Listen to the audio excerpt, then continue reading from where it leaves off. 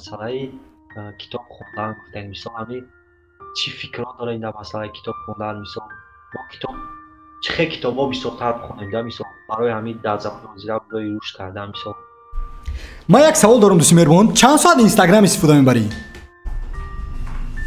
ман рости гап кам инстаграм истифода мебарам. ҳамин вақтҳои бекорину бисёр истифода мебарам. хай телеграм чанд соат истифода мебарӣ? телеграм чанд соат истифода мебарӣ? Телеграм мумкин 1 соат. дар як ҳафта нигоҳ кунед, 1 соат дар як ҳафта 7 соат. тавсияи ман ин аст ки одам агар хоҳад ки китоб хонад, дар як ҳафта як китоб хонад, вай бояд ки дар як ҳафта як маротиба телеграму, инстаграм, фейсбук, ютуб ҳам ҳатто истифода набар. мисол нигоҳ кун, бачаҳое ки дар ҳақиқат ки гуфтам ку дар пахши мустақими дигар топ 1% ҳастанд ва ё ҳаргиз ин гуна инстаграму, фейсбуку, тиктоку, шабакаҳои иҷтимоӣ, хабарҳову радиои озодиву инҳоро тамошо намекунанд, чунки ин диққати туро парешон мекунад. ту хоҳӣ ки як китоба диққат кунӣ, ту бояд умуман дар як ҳафта комилан ба диққата парешон накунӣ. барои мисол саҳар аз хоб хести, телефони мобилита нагир, телефони мобил комилан нарас.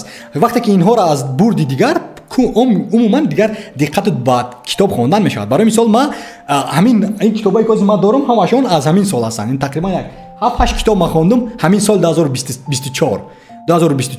чунки вақте ки одам диққат мекунад, ҳамин диққат ин зеботарин қурб аст ин замон ва ҳамин диққат метавонад ба ту кӯмак расонад то ки китоба хонӣ, чанд варақ хонӣ. мисол мутаассифона ҳозир бисёр ҳам кӯдаконе ки ҳозир дар интернет ҳастанд ку як ҳозир ҳамин пахши мустақими мара ку 1 дақиқа тамошо намекунад, меояд 2 дақиқа тамошо мекунад, дафка мебурад меравад. 1 дақиқа наметавонад диққат кардан, пахши мустақими мара тамошо кардан, наворҳои мара 1 диққа тамошо кардан, чунки наворҳои ма наворҳои фаҳш нестанд, наворҳои ма мусиқӣ нестанд, хоб наворҳои ма касеро пасандӣ нест.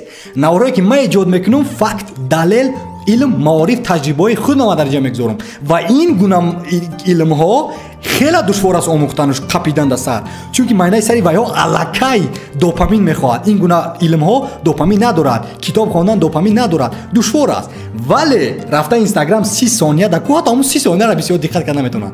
аллакай ҳамин шабакаҳои иҷтимоӣ тикток, инстаграм туро ба 30 сония варақ задан комилан ҳамин майнаи сари туро шуштагӣ аст, ту диққат карда наметавонӣ. ҳатто ту вақте ки барои мисол бо модарат суҳбат дорӣ, фикрут аллакай парешон аст дар намедонам ким кадом хонуми инстаграм, ё ки вақте ки дар рӯи дастархон мехоҳӣ хӯрок хӯрдан, диққатат парешон аст. барои ҳамин диққат агар ҳал кардӣ, ҳам китоби бисёр мехонӣ, ҳам ба ростӣ ҷои кори зебо мегирӣ, ҳам ба шакли хуб мешавӣ, ҳам забон меомӯзӣ, ҳам ҳаматуро дӯст медорад ва ҳам ҷомеа пеш меравад. агар ки рӯз то бега дар шабакаҳои иҷтимоӣ бошӣ, дӯсти меҳрубон, узри зиёд, ҳамин хел то 80 солагита меравӣ.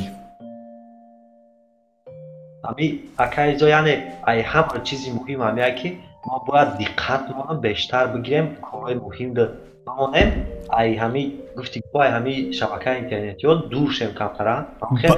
100%.